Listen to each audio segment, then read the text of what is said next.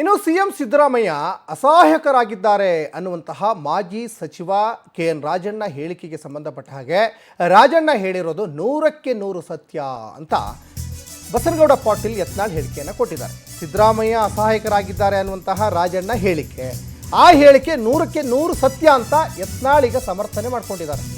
ನನ್ನ ಹಾಗೆ ಕಾಂಗ್ರೆಸ್ನಲ್ಲಿ ರಾಜಣ್ಣ ನೇರವಾಗಿ ಮಾತಾಡ್ತಾರೆ, ನಾನು BJPಲಿ ಹೇಗೆ ನೇರವಾಗಿ ಮಾತಾಡ್ತೀನಿ, ರಾಜಣ್ಣ ಕಾಂಗ್ರೆಸ್ನಲ್ಲಿ ಮಾತಾಡ್ತಾರೆ. ಸಿದ್ದರಾಮಯ್ಯ ಮೊದಲಿನಂತೆ ಇಲ್ಲ, ಅವರಿಗೆ ಬೆಂಬಲಿಗರ ರಕ್ಷಣೆ ಈಗ ಮಾಡೋಕ್ಕಾಗ್ತಾ ಇಲ್ಲ, ಜನರ ನಿರೀಕ್ಷೆಗೆ ತಕ್ಕಂತೆ ಆಡಳಿತ ಕೊಡಲಿಲ್ಲ ಅಂತ ಶಾಸಕ ಯತ್ನಾಳ್ ಈಗ ಸಿದ್ದರಾಮಯ್ಯನವರಿಗೂ ಕೂಡ ಈಗ ತಿವಿದಿದ್ದಾರೆ. ಬಾಗಲಕೋಟೆ, ದಾವಣಗೆರೆ ಎರಡೂ ಕಡೆ BJP ಗೆಲ್ಲುವ ಸುಳಿವಿದೆ, ಇದೇನು ವಿಜೇಂದ್ರನ ಪವಾಡ ಅಲ್ಲ ಅಂತ ಮತ್ತೊಂದು ಕಡೆ ವಿಜೇಂದ್ರಗೂ ಕಾಲು ಎಳೆದಿದ್ದಾರೆ.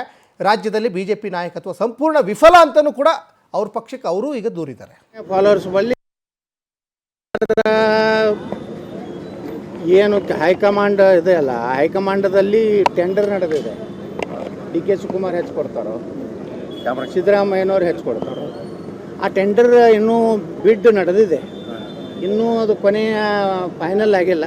ಅದಕ್ಕೊಳ್ಳೆ ರಾಹುಲ್ ಗಾಂಧಿ ಅನೌನ್ಸ್ ಮಾಡ್ತಾರೆ, ಇದು ರೇಟ್ ಹೆಚ್ಚಾಗಿದೆ, ಅದಕ್ಕೆ ನಾನು ಇಂಥವ್ರು XYZ ಮಾಡಿದೆ. ಕಾಂಗ್ರೆಸ್ ಶಾಸಕ ರಾಜಣ್ಣ ಅವರೇ ಈಗ ವ್ಯಕ್ತಪಡಿಸ್ತಾ ಇದ್ದಾರೆ, ಸಿದ್ದರಾಮಯ್ಯ ಅವರು ಅಸಹಾಯಕರಾಗಿದ್ದಾರೆ, ಮಾತಾಡ್ತಾ ಇಲ್ಲ.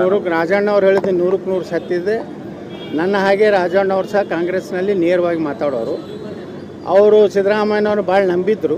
ಇವರು ಒಬ್ಬರೇ ಅಲ್ಲ, ಭಾಳಷ್ಟು ಸಿದ್ದರಾಮಯ್ಯ ಫಾಲೋವರ್ಸ್ ಬಳಿ ಈ ಒಂದು ಭಾವನೆ ಬಂದಿದೆ. ಒಂದನೇದು, ಸಿದ್ದರಾಮಯ್ಯನವರು ಮೊದಲಿನ ಸಿದ್ದರಾಮಯ್ಯ ಇಲ್ಲ, ನಂಬರ್ 1. ಇದನ್ನು ವಿಧಾನಸಭೆದಾಗ ಹೇಳೀನಿ.